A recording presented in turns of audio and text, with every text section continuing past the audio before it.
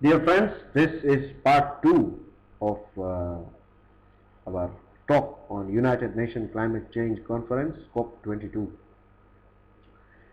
तो हम बात कर रहे थे क्लाइमेट चेंज के ऊपर पार्ट 1 में, और जैसे कि अगर स्नो मेल्ट होता है तो किस तरह से सी लेवल बढ़ जाता है, और इस राइजिंग सी लेवल से जो कंट्रीज, जो आइलैंड्स हैं, जो सी लेवल से इतना ज़्यादा ऊपर नहीं है, उनके डूबने के चांसेस बढ़ जाते हैं। Now how to stop all this things, how to fight climate change? Simple इसका आंसर है that by reducing emission of greenhouse gases. आपको इसके बारे में पता होगा कि ग्रीन हाउस गैसेस हैं, उसके थोड़े फायदे भी हैं, और जिस तरह से हम कॉमन हमारी लाइफ में भी इस बारे में कहते हैं कि कोई भी चीज़ अगर एक्सेसिव हो जाए दैन दैट बिकम्स पॉइजनस। वैसे तो मिल्क एक बहुत ही अच्छा फूड आइटम है, but if you consume milk too much in larger amount, then it is also catastrophic for your health. Oxygen is life, right? लेकिन अगर आप प्योर ऑक्सीजन को कंज्यूम करते हैं then that also becomes or that works as a poison for your body.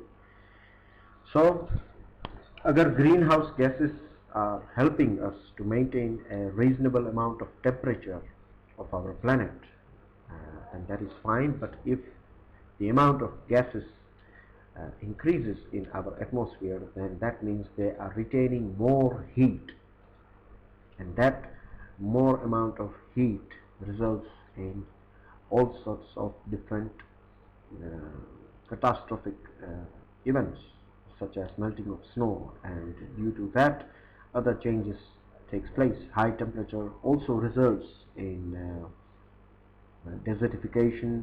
It also results in changing crop pattern, etc., etc. So by reducing emission of greenhouse gases, we can fight climate change, which is a common global goal.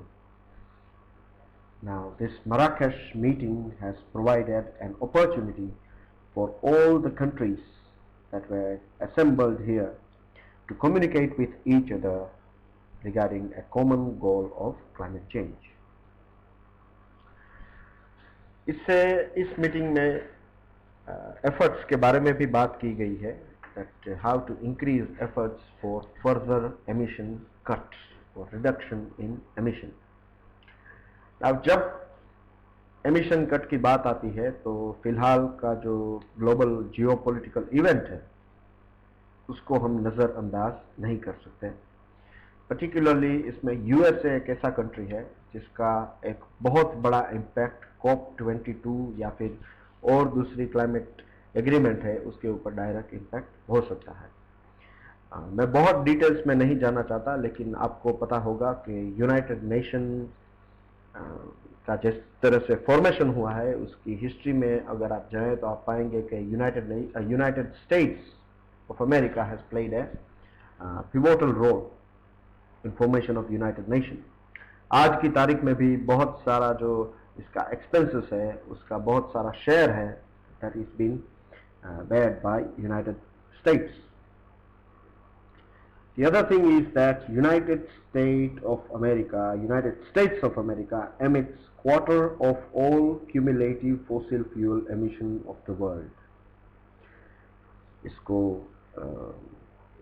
आपको समझाने के लिए I would say that अगर 100 kilogram of carbon dioxide is emitted by the whole world, then roughly speaking 25% or 25 kilogram is emitted by United States of America alone. After the election result, आपको पता होगा कि election result आ गए हैं United states के, and Donald Trump has won this election, और उन्होंने अपनी जो कैंपेन थी, इलेक्शन कैंपेन, उन्होंने साफ कहा था कि अगर I will become the president of United States then I will get away with, or I will destroy Paris Agreement. I will not agree with Paris Agreement. मैं जो भी चीज़ें हुई है उससे मैं यूएसए को दूर ले जाऊंगा. Now, because of this statement and after election result, tension is brewing over the whole world.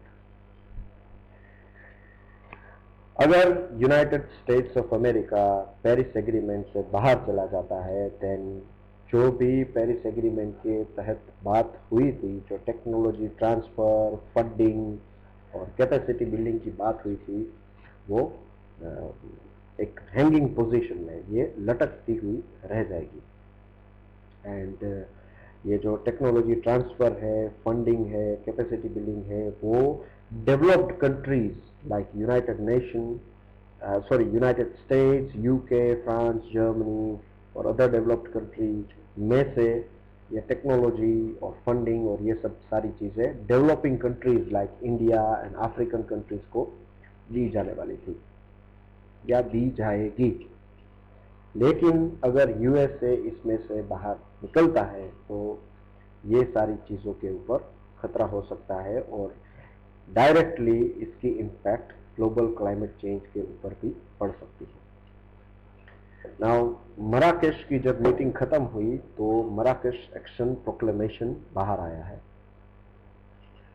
और इसका अगर हम एनालिसिस करें तो हम पाएंगे कि इस प्रोक्लेमेशन में ये बताया गया है कि all countries of the world has to team work for to close the gap. Again, this gap is growing. To close the growing gap between their intended reduction of carbon emission. जो countries ने अपने खुद के जो गोल तय किए थे, right, और जो कार्बन एमिशन हो रहा है, तो इसके बीच में एक गैप बढ़ता जा रहा है. To find out ways to keep the growing temperature below 2 degree Celsius, ये मराकेश एक्शन प्रोक्लेमेशन में साफ साफ बताया गया है. इसके लिए political commitment and resource mobilisation will be a crucial for achieving targets of mitigation of emission and adaptation of changing world. Political commitment के बिना रिसोर्स मोबिलाइजेशन नहीं होंगे और अगर रिसोर्स मोबिलाइज नहीं हुए तो जो एमिशन है इस ग्रीन हाउस गैसेस का, उसको मिटिगेट किया जाना असंभव हो जाएगा. और जो एडेप्टेशन के लिए जो फंड प्रोवाइड करने हैं, टेक्नोलॉजी प्रोवाइड करनी है, दूसरे रिसोर्सेस प्रोवाइड करने हैं, ऑलरेडी बहुत सारे कंट्री में एडेप्टेशन प्रोसेस शुरू हो गई है because food patterns have changed. बहुत सारे उनके कोस्टल एरिया है वो सबमर्ज हो गए हैं या सबमर्ज होने की एज पे हैं. तो इसके लिए जो फंडिंग और टेक्नोलॉजी ट्रांसफर चाहिए, ये चीज़ें मराकेश ये चीज़ें पैसों के बिना, टेक्नोलॉजी ट्रांसफर के बिना नहीं होगी. सो इसके ऊपर मराकेश एक्शन प्रोक्लेमेशन में बात हुई है. So far what we see is that progress in all this area is very bleak. ये बहुत वीक है, particularly when it comes to a pool of $100 billion per year. ऐसा तय किया गया था कि डेवलप्ड कंट्रीज अपना कंट्रीब्यूशन करेंगे और एकदम मैं आपसे अगर कॉमन लैंग्वेज में बात करूं तो एक अकाउंट है जिसके अंदर एवरी ईयर $100 बिलियन जमा होंगे. उस $100 बिलियन को डेवलप्ड कंट्रीज फिल करेंगे और ये पैसे डेवलपिंग कंट्री को दिए जाएंगे for adopting clean energy, technology transfer etcetera etcetera. Now Paris agreement के तहत क्या बात हुई थी? Paris Climate Change Agreement was forged on the consensus that man-made climate change does have an scientific basis. कि ये सारी चीजें ऐसे हवा में बात नहीं है. This thing are real. Climate change is a real thing that is scientifically proven. It also pointed out that it was the developed world that is responsible for accumulated emission. Friends, when you see or study the history of world and colonization and all that processes, you will find that. I will give you an example of India and railways establishment in India by British government. जब rail technology Bharat में आई तो first of all railway की tracks को बिछाने के लिए बहुत सारे एरिया में से बहुत सारे जंगल एरिया को कट डाउन करना पड़ा, फिर बहुत बड़े बड़े पेड़ को काटकर रेल पटरी जो है उसको बिठाने के लिए उसके नीचे बड़े बड़े ब्लॉक्स रखे गए थे.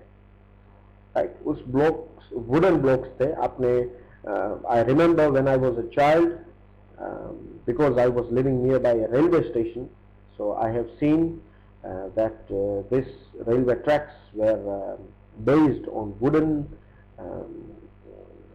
big wooden pieces. I cannot remember the exact name of that thing, but they were made up of wooden, but now they are made up of cement. तो ये वुड आया कहां से? ये वुड आया जंगल को डिस्ट्रॉय करके. Right. Now, jungles and forest work as a carbon sink. You know it very well that because of photosynthesis process, carbon dioxide is taken by trees and it releases oxygen. तो एक side से आप जंगल को cut कर रहे हैं जिससे कि कार्बन सिंक में कमी आती है, और दूसरी साइड से यू आर इंट्रोड्यूसिंग रेलवेज जो स्टीम इंजन पे ऊपर काम करती थी, that used to consume coal, and now the steam engine used to release lots and lots of amount of these greenhouse gases. ये सेम चीजें दूसरे कंट्रीज ने भी की है. For example Holland, which we know today as Netherlands, Java Island, that is part of Indonesia, that used to be a tropical evergreen forest covered thoroughly by green cover. But when Dutch people arrived in Java, they have cleared this whole Java Island.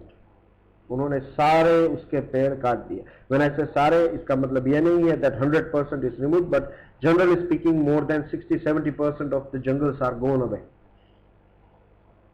और ये सब wood गया कहाँ पे? It was used to lay down the tracks in Indonesia. It was used for developing European countries like Netherlands and other countries. अपने खुद के development के लिए, फर्नीचर एक्सेट्रा के लिए इन्होंने यहाँ के सारे पेड़ को काट दिए. इससे इकोसिस्टम भी डिस्टर्ब हुई, बट उस टाइम पे हमें इस चीजों के बारे में ज्यादा पता नहीं था. तो इससे फायदा किसका हुआ? इससे फायदा उन कंट्रीज का हुआ जो कंट्री दूसरे कंट्रीज के ऊपर राज करते थे. राइट? ये उनको फायदा हुआ, और आज वही सब कंट्रीज है, दे आर डेवलप्ड कंट्रीज. इसमें यूरोप के ज्यादातर देश हैं और इसके अलावा थोड़े बहुत छोटे मोटे देश हैं जिन्होंने कॉलोनाइजेशन तो इतना नहीं किया, लेकिन इंडस्ट्रियल कंट्री ये हो गए. और ये सारी चीजें शुरू हुई इंडस्ट्रियल रेवोल्यूशन से, जो ब्रिटेन में हुआ था. उसके बाद धीरे धीरे ये यूरोप के दूसरे कंट्रीज में फैलने लगा. वहां पे इंडस्ट्रीज आई, उन्होंने लकड़ी और कोल और फॉसिल फ्यूल को चलाना शुरू किया. अपना खुद का इकोनॉमिक डेवलपमेंट तो उन्होंने कर लिया अच्छी तरीके से, लेकिन ग्लोबल क्लाइमेट था उसको डिस्टर्ब कर दिया. The other thing in Paris Agreement is that future action should be that all countries should shift towards clean energy. इसमें डेवलपिंग कंट्रीज हो या डेवलप्ड कंट्री हो, सब कंट्रीज को क्लीन एनर्जी की तरफ आगे बढ़ना ही होगा.